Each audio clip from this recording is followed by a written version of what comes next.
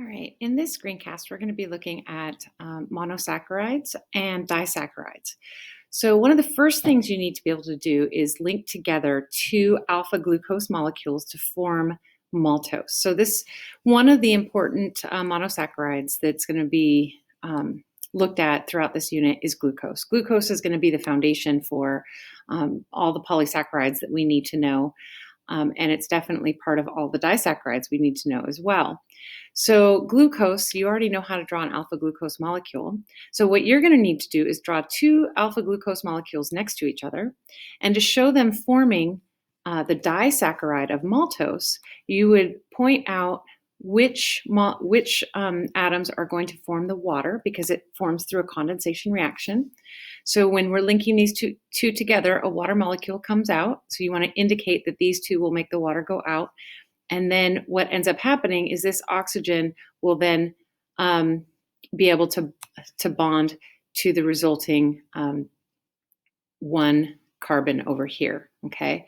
So here's the water coming out, and then this resulting oxygen is going to link up to that one carbon right here. So don't forget that these are all carbons along there. So it's 1, 2, 3, 4, 5, 6 carbons, and this gives us a linkage between the one carbon on one of the glucose molecules and the 4 carbon on the other, with that oxygen kind of being that linked together. Now, the name of this type of bond, when it's for a carbohydrate, is called a glycosidic bond, or they also refer to this as glycosidic linkage. So whenever you're linking together carbohydrates, monomers of carbohydrates, that link or that bond is a covalent bond, but the type of covalent bond that it is glycosidic linkage. All right, this is the only one that you would need to be able to draw. So you need to be able to draw two glucose molecules showing the condensation reaction happening and resulting in maltose. And then the other ones that you'll need to be able to know, the different monosaccharides, but you don't need to be able to draw all of them, and you don't need to be able to draw the other disaccharides as well.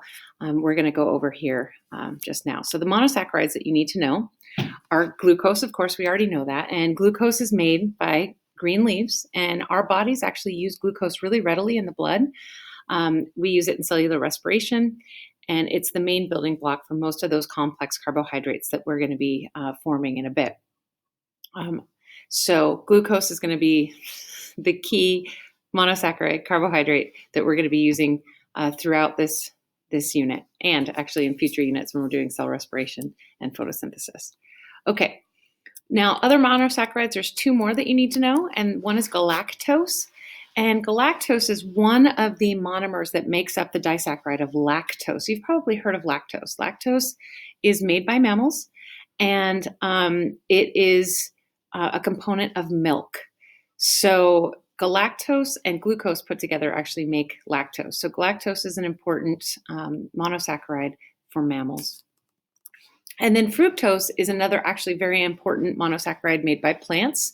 And what they do is they make both glucose and fructose, and they actually tend to link them together to form sucrose to transport more easily around their leaves. Sucrose is like table sugar. It's what we think of when we put sugar in our coffee or our tea.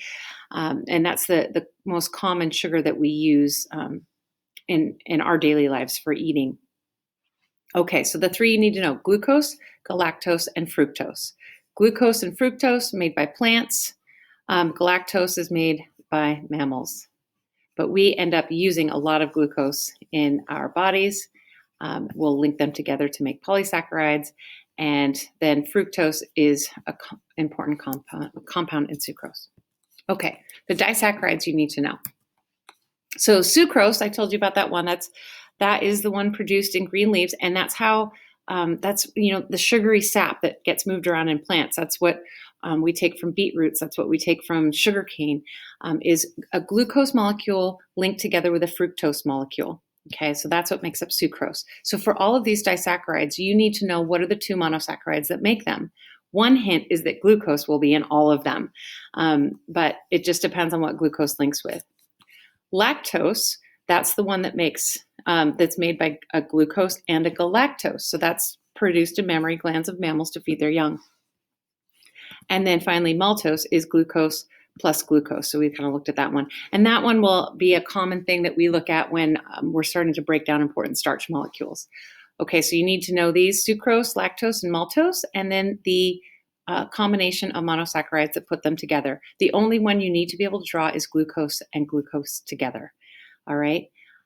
Okay.